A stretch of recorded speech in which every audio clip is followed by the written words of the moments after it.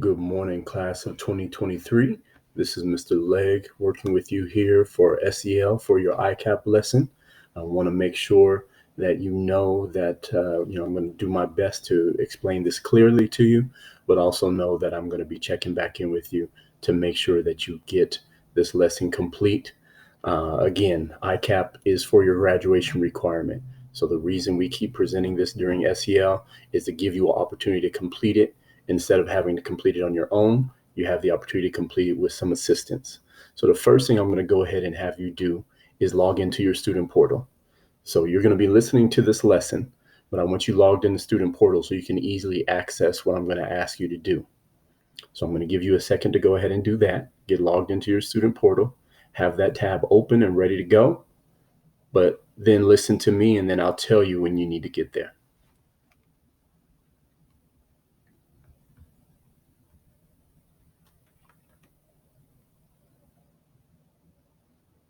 All right. So what we're talking about today is career exploration. And one of the main theories that we're going to be talking about is Holland's Code. Okay. I don't need you to memorize Holland's Code. For the sake of this lesson, I just need to make sure that you're listening in and hearing what Holland codes mean and what he's referring to.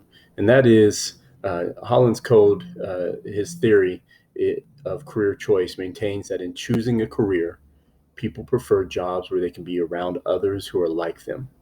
They search for environments that will let them use their skills and abilities and express their attitudes and values while taking on enjoyable problems and roles.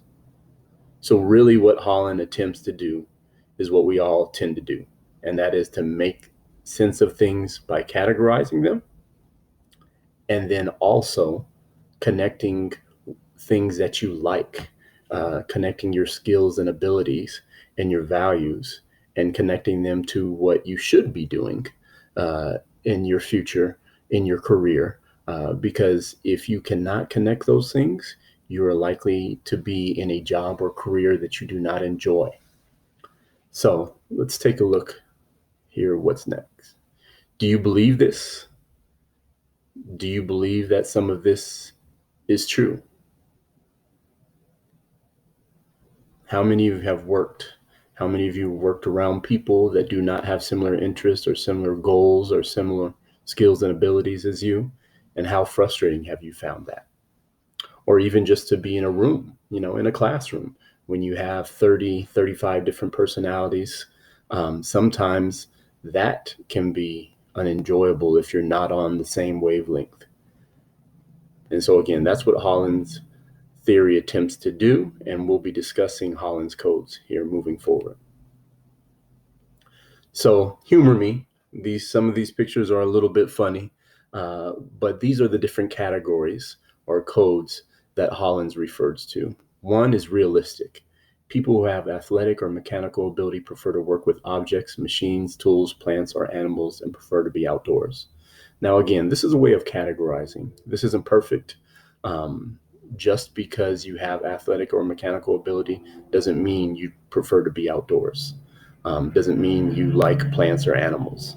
But in his research, this is what he found, that the majority of the time, these things are in common for people who are categorized under realistic and have athletic or mechanical ability.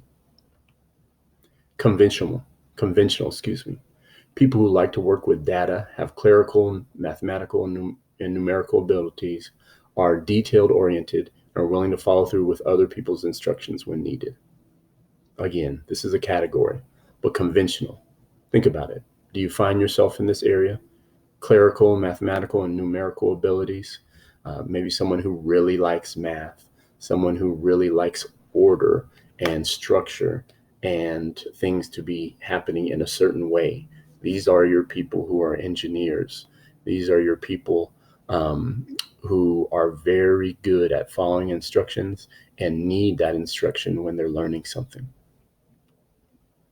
Enterprising, people who like to work with people, influencing, persuading, performing, selling, or leading people for organizational reasons or for economical gain. So these are your marketers. These are your influencers on YouTube, on Instagram. These are your people who are very successful in business, your business owners, because business is all about people and being able to influence or work with and network with people. So, are you enterprising? And real quick, I'm going to go back over conventional. Are you conventional? Heading back over to realistic. Where do you fall among those three? There's more.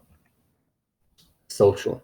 People who like to work with people, informing, helping, training, developing, and perhaps helping them with their personal problems. These people may be skilled communicators. So, do you have an interest in being a therapist? Do you have an interest being a counselor? Do you have an interest in working with people as a teacher, helping train them, helping bring people up, helping people learn, uh, where communication is one of the key skills? Are you a social person? Artistic. People who have artistic, creative, or innovative talents. They have good intuitive abilities and prefer to work in unstructured situation. They enjoy using their imagination. So, these are definitely your creative people.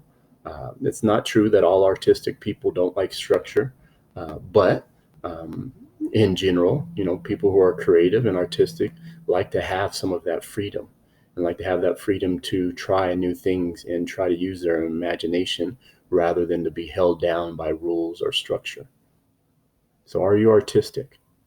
Investigative, people who like to observe, learn, investigate, analyze, evaluate, or solve problems. These people enjoy reading, researching, and finding out how things work. So, this is kind of a cross.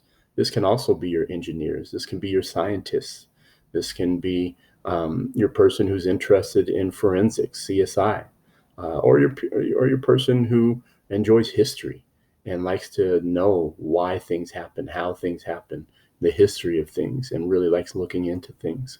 So, are you that investigative person? So, hopefully, you've seen this before. This may be something that you've seen back in middle school or even as recently as ninth grade. But this is called the career cluster model. And again, this is a way of categorizing things. Whenever we categorize things, it's never perfect. When we try to put people in a box, that never works well. When we try to, categorize things, we often make mistakes, but it also is a way to help us out with things. And so this is a way to divide career options up into 6 different categories. And again, these categories may not be perfect, but this is the general model for how they're divided up. And this is what a lot of colleges use, community colleges, and in this case, high schools use to divide careers up. So when you look at this, the 6 main areas will be business and public administration, agricultural and natural resources, STEM, arts, design, and information technology, hospitality, human service, and education, health sciences and public safety, skilled trades, and technical sciences. Now, I don't want to overwhelm you, but if you look next to each one of these, you will then also see the specific categories that fall within. So I'll just show you a couple examples with business and public administration here over to your left. Shows management administration, marketing, finance, government, and public administration. If you go down to health sciences and public safety, you have health science, which is really the medical field. And then you have law, public safety, and security. So criminal justice, police, fire, even the military to a certain extent falls in that area. And so this is, again, a way for you to think about where your interests lie and maybe what they're connected to. And if this is the first time you're really doing that, that's okay. That's part of this process. Is your time in high school is supposed to be about exploring and thinking. It's not about having everything figured out. It is about looking at these different areas and finding what suits you. And we're going to talk a bit about how you choose what suits you.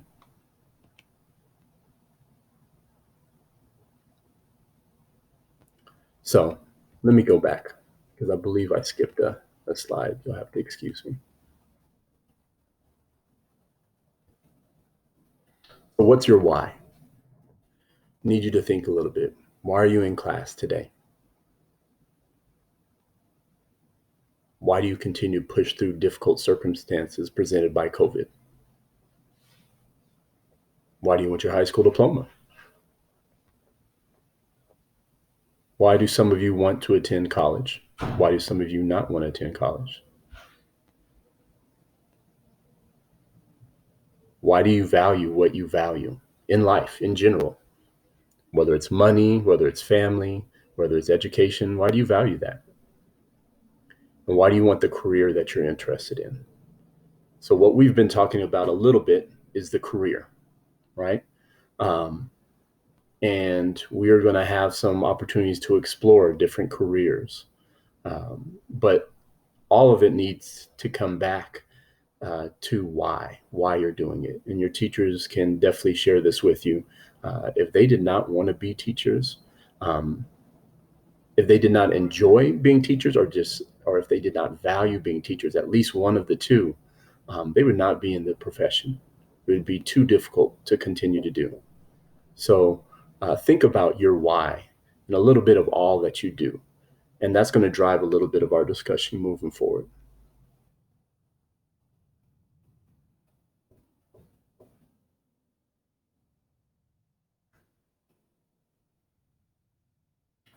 So again, we took a look at your career clusters. We took a look at um, Holland's codes. And this is a way to divide up those codes and say, hey, someone who is conventional may enjoy business more based upon their personal preferences.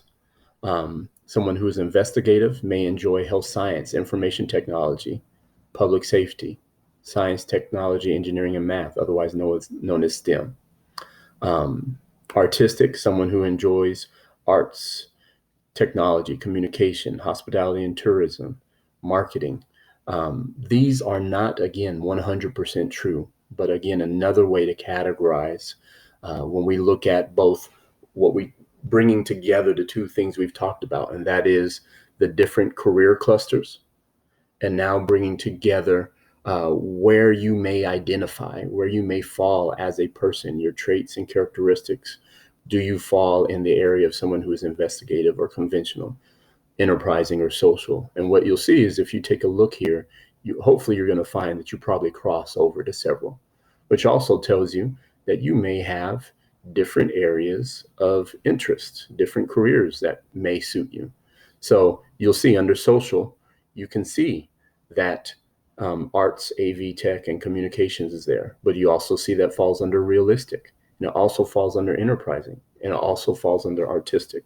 So while we're presenting these boxes for you, these categories for you, the attempt is not to put you in these boxes. The attempt is to make you think about this a little bit more.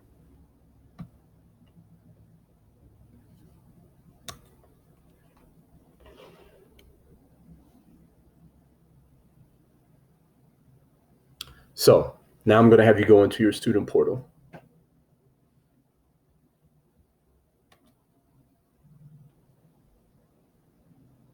All right. So in student portal, what I'm going to have you do is we're going to Maya Learning. The way you get there is this is your student portal homepage. You'll see next to the home button, right where this red square is, you're going to click on See All Apps. So let me have you all do that right now. See All Apps.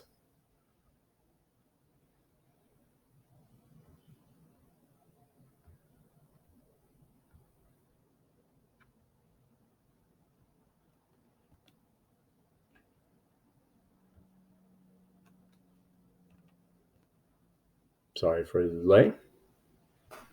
And there you should see Maya Learning on that page after you click See All Apps. Click on Maya Learning.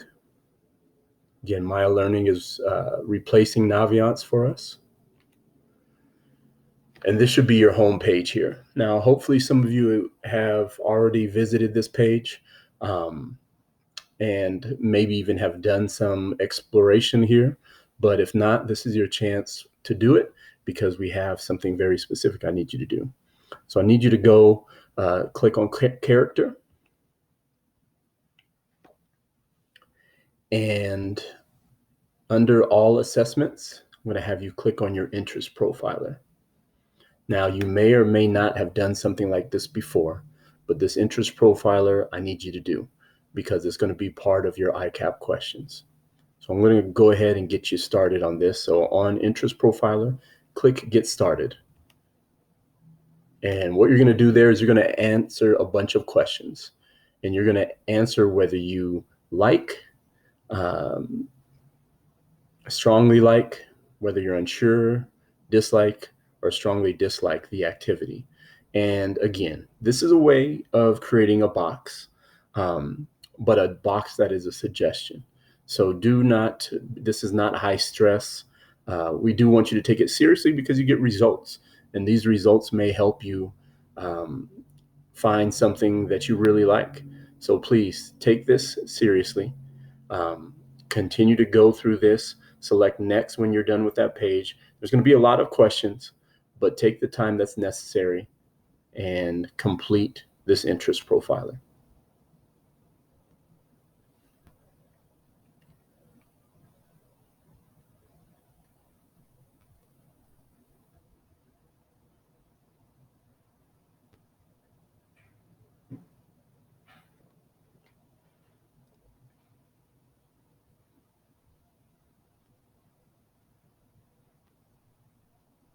Teachers, we're going to give students about 10 minutes to complete this profiler. If you can check back on with them and see if they are complete yet.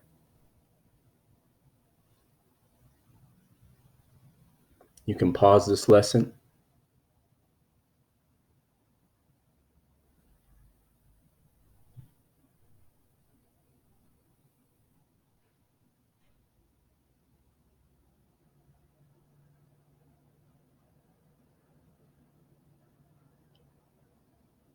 All right. So if you have finished your interest profiler, you're going to get results. And it's going to put you on a scale. It's going to look at those different categories we discussed: realistic, investigative, artistic, social, enterprising, and conventional.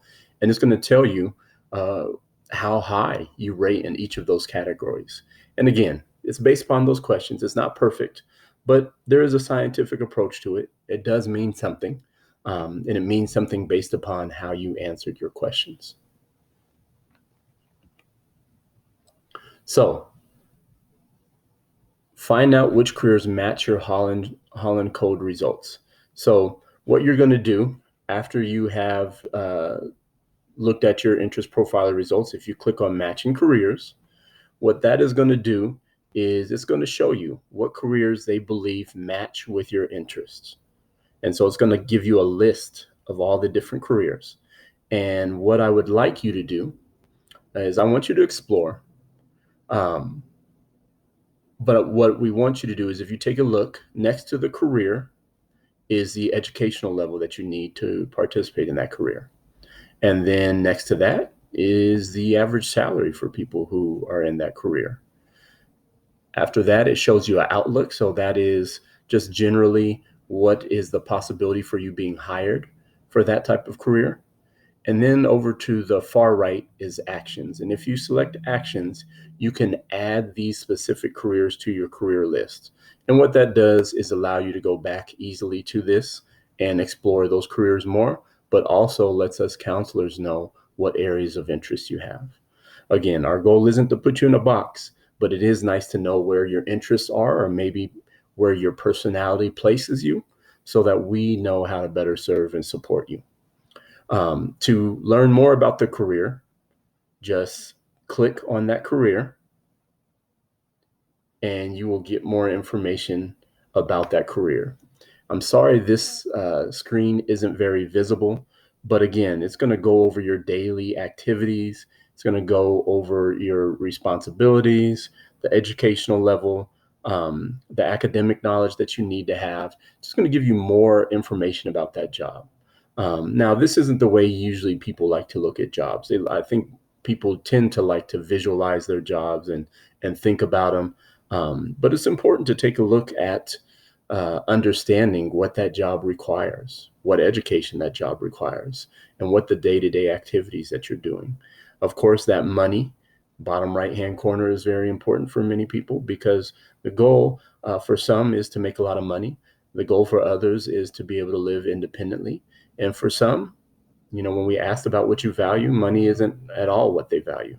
So please take a look at this career summary and go back and look at the other career summaries, not just the one, but look at the other careers that are listed there. And again, they may not be of interest, but if they are of interest, do me a favor, go to that far right and add it to your career list under action. So select that drop down and add it to your career list. So you should still have your tab open for your student portal. So the next thing I'm going to have you do is go to your My ICAP plan. Select My ICAP, and we're going to answer your quarter 2 questions. And I'm going to do my best to help answer some of these questions, or a portion of these questions at least. So the first question is, based on my new career goals, I want to take these classes in high school. So the lesson that we learned doesn't necessarily point you that way. So I'm giving you some help here. So we want you thinking about, when you select your classes in high school, is why you're taking these classes. What does this mean? Not because your friend is in the class, but because you're taking a class that is meaningful to you, something that you want to explore or try or you have interest in. So a couple easy things to look at is, if you're interested in business, you should be taking our business classes. If you're interested in education, we have teaching pathway classes. If you're interested in health services, or you're interested in being a nurse or a doctor, you should take college biology or chemistry. You'll have to excuse me. My dog has asked me to come in.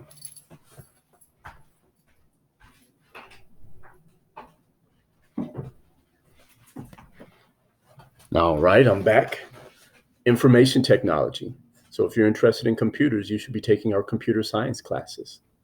If you're interested in law and public safety, so if you're interested in being a lawyer, or if you're interested in being a police officer, you should be looking at our sociology or civics classes. Sorry. STEM. So if you're interested in science, technology, engineering, and math, you should definitely be taking our engineering or calculus class. Human services. So if you're interested in counseling or therapy, we have a sociology class. If you're interested in architecture or construction, you should be looking at our manufacturing classes. So these are all answers in different areas. If you have an interest in any one of these areas, these are classes that you should be interested in taking. So those are some of your answers. If you have an interest in any one of these career areas: business, education, health services, information technology, STEM, law and public safety, I've given you an answer to go ahead and enter for classes that you may be interested in. And we're asking you to list at least 3. These aren't all the answers, but this is the way we're trying to get you to think. What career interests do you have, and what classes do we have that might interest you? If you're interested in art, then you may, then you're looking at ceramics and drawing, or you may be looking at music and choir. So that's the first question of quarter 2. Next question, quarter 2, top career clusters. So I showed you those different career clusters, but you don't need to go back because they're all listed here.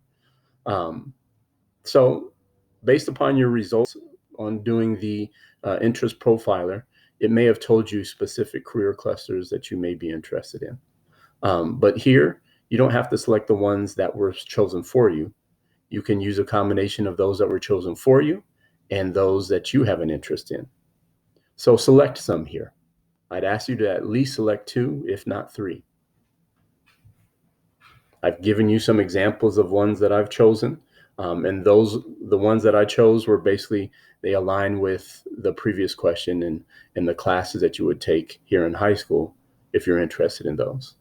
But again, select at least 2, if not 3, of these career clusters that you may have interest in. And then question 3, based on my career cluster results, the major areas of study that I might be interested in are, and again, I want to give you some guidance here because the lesson doesn't naturally bring you there. If you're interested in business, well, what you would want to study in college and in high school is business. If you're interested in education, it's education. Now, those are easy matchups, okay? Everything else doesn't necessarily connect just like that. If you're interested in health service, if you're interested in becoming a doctor or a nurse, biology is often a major people choose in college. If you're interested in government, if you're interested in being a politician, if you're interested in working for city government or state government or national government, political science is an area of study to consider. If you're interested in information technology, computer science is an area of study. If you're interested in law, again, whether that be an attorney or a police officer, criminal justice may be an area of study. If you're interested in human services, then you may look at social work or counseling, and also education falls under there as well. Or STEM, science, technology, engineering, and math. Engineering is an area of study. Mathematics is an area of study. So please, these are answers that you can use here if these are areas that really interest you. So take a look. If these are areas that interest you, then make sure to put that area of study down.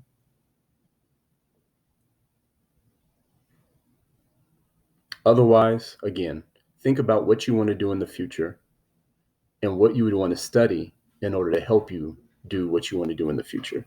Keeping in mind that even if you are not looking at going to college, most jobs will require, they say about 70 to 80% of jobs will require some further education. So if you want to be a truck driver, you need the training, the CDL training, commercial driver's license training, to be a truck driver. If you want to be a welder, you have to receive welding certification. If you want to be a certified nursing assistant, you have to receive CNA training. And so those are areas of study that you can put on here if those are your areas of interest. Last thing I'm going to have you take a look at is your quarter one ICAP questions. Now, regardless of whether we've received your transcript from your old school, if you're a new student, everybody should have a current GPA because first quarter has rolled to your transcript. So you'll notice first quarter of this year is now on your transcripts. So everybody should be able to complete this answer in ICAP quarter one questions. I apologize. When you go back, when you finish quarter two, make sure to save your results. Okay. Going back to quarter one, everybody should be able to complete your GPA. And then quarter two, I've went over this, but let me try to help make it clear. All we're trying to figure out is, are you on track or off track? And this is what I'll tell you.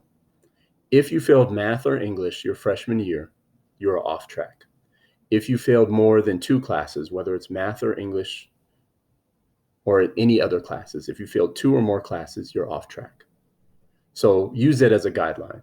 You're on track if you passed all your classes. You're on track if you passed math and English and failed no more than 1 class.